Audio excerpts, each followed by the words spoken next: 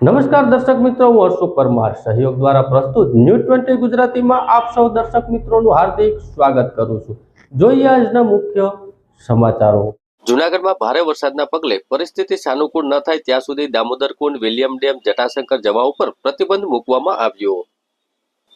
જૂનાગઢમાં ભારે વરસાદના પગલે ઉપરવાસમાં પાણીની આવક વધતા યાત્રાળુઓની સલામતી માટે દામોદર કુંડ, જટાશંકર, વિલિયમ ડેમ ઉપર જવા માટે વહીવટી તંત્ર દ્વારા પરિસ્થિતિ સાનુકૂળ ન થાય ત્યાં સુધી પ્રતિબંધ લગાડવામાં આવ્યો છે।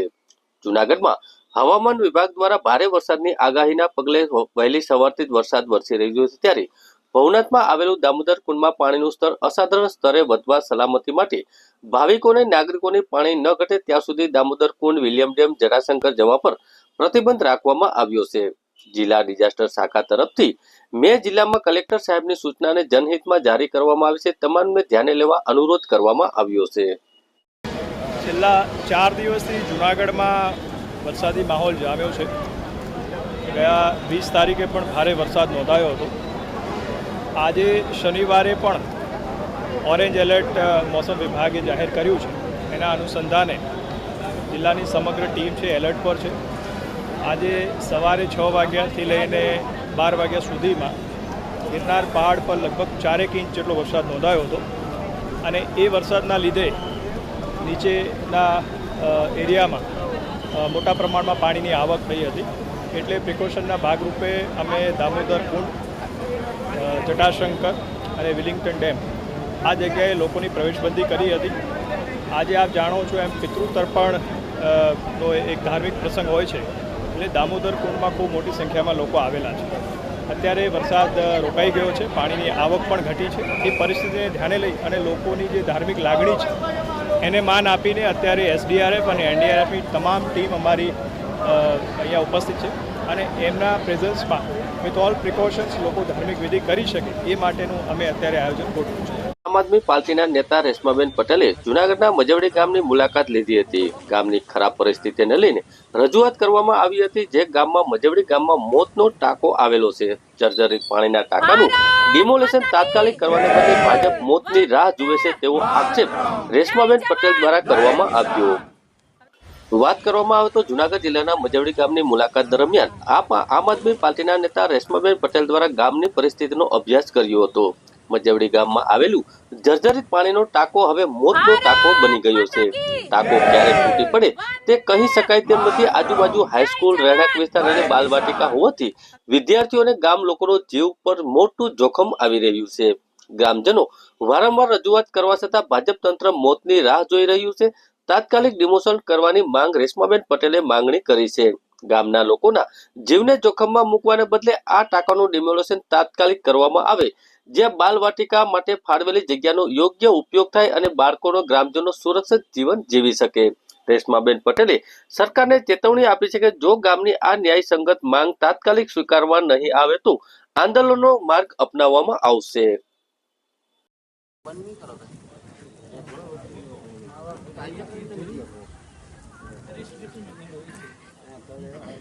જય હિન્દ, જય ભારત। આજે અમે મજેવડી ગામની મુલાકાતે આવ્યા છીએ અને અહીંયા અસંખ્ય પ્રશ્ન છે, પણ એમાંનો એક મુખ્ય અને તાત્કાલિક નિવારવા જેવો એક પ્રશ્ન એ છે કે આ જે ટાંકો તમને બતાવવામાં આવ્યો, એ જે ટાંકો છે એ જર્જરિત હાલતમાં છે। એનું ડિમોલેશન ખૂબ જરૂરી છે।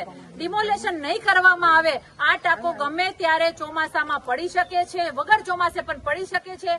આજુબાજુના વિસ્તારમાં મજેવડી ગામનો આ જે ટાંકો છે, અહીંયા બાલવાટિકા છે જ્યાં નાના નાના ભૂલકાઓ રમવા આવે છે। બીજું બાજુમાં જ 100 મીટરની અંદર હાઈસ્કૂલ આવેલી છે, જે હાઈસ્કૂલમાં વિદ્યાર્થીઓ ભણે છે। આજુબાજુ અહીંયા બધા રહીશો રહે છે, અહીંયા બધા રેસિડેન્ટ એરિયા છે અને આ ટાંકોનું ડિમોલેશન તાત્કાલિક થવું જોઈએ।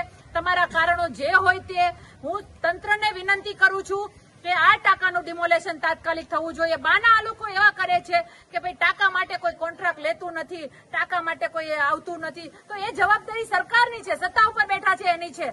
એટલે મજેવડી ગામના લોકો માટે અમે સ્પષ્ટ રૂપમાં માંગણી કરીએ છીએ કે આ જે જર્જરિત ટાંકો છે એનું ડિમોલેશન તાત્કાલિક ધોરણે ગંભીરતાપૂર્વક લેવો જોઈએ। જ્યારે મોત નીપજશે ત્યારે કોઈ અહીંયા દટાઈને મરશે ત્યારે તમે માત્ર ઉભા રહેશો અને સંવેદનાઓ ઠાલવશો, એ નહીં ચાલે. એટલા માટે અમારી સ્પષ્ટ માંગણી છે કે મજેવડી ગામનો આ જર્જરિત ટાંકો છે એને તાત્કાલિક રૂપમાં ડિમોલેશન કરી અને જે આગામી અમારી જે ડર છે, જે મોત ન થાય, લોકો દટાય નહીં, વિદ્યાર્થીઓ દટાય નહીં, એ અમારો જે ડર છે ને એ ડર અમારી લાગણી અને ગંભીરતાથી લેજો એવી હું વિનંતી કરું છું તંત્રને. અને નહીં કરવામાં આવે તો ગામ લોકો સાથે લઈ અને ઉગ્ર વિરોધ કરીશું ને માંગણીને ઉગ્ર બનાવીશું.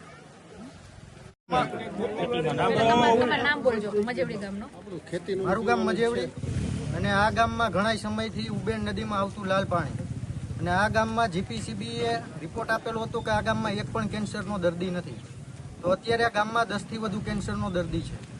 તો આ મુદ્દે આપણે વિરોધ કરીશું અને આગળ આપણે કાર્યવાહી કરાવશું.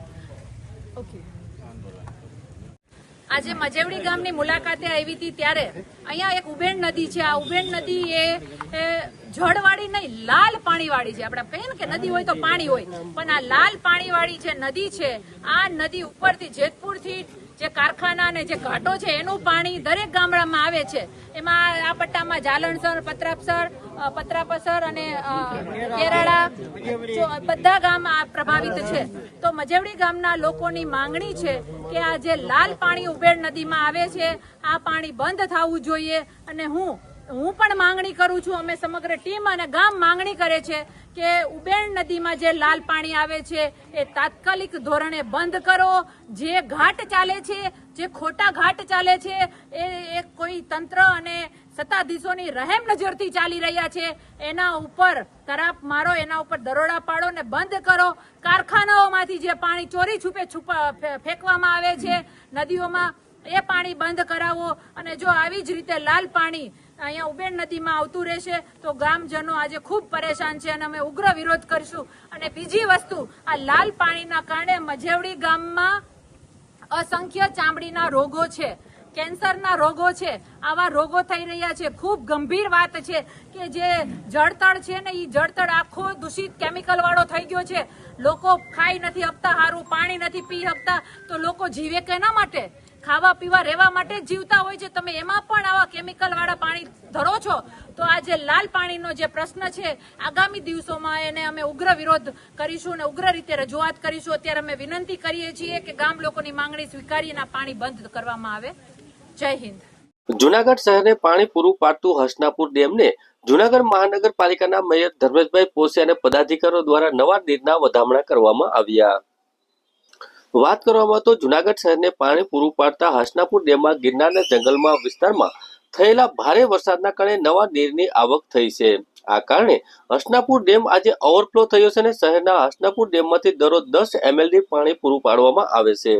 આ પ્રસંગે જુનાગઢ મહાનગરપાલિકાના મેયર ધર્મેશભાઈ પોસિયા, સ્થાયી સમિતિના ચેરમેન પલ્લવીબેન ઠાકર, શાસક પક્ષના નેતા મનન અબાણી, દંડક કલ્પેશભાઈ અજવાણી, કોર્પોરેટર પરાગભાઈ તેમજ શહેર ભાજપ પ્રમુખ ગૌરંગભાઈ રૂપાલિયા દ્વારા વિધિવત પૂજા કરીને નવા નીરના વધામણા કરવામાં આવ્યા હતા. આ તકે સેક્રેટરી કલ્પેશભાઈ ટોલિયા, અગ્રણી શ્રેયસભાઈ ઠાકર, ઇજનેર ભાવેશભાઈ મેર સહિતના આગેવાનો ઉપસ્થિત રહ્યા હતા.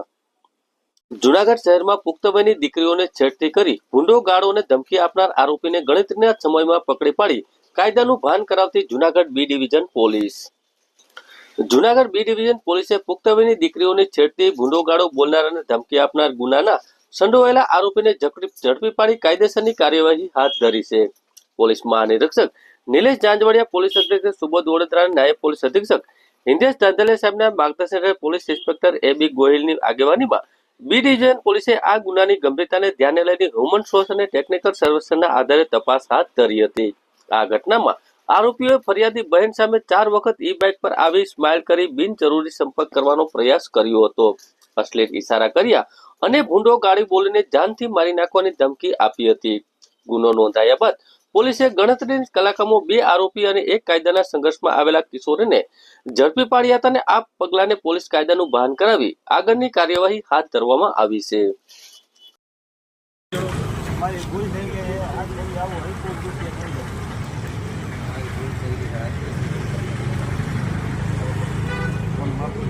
માફ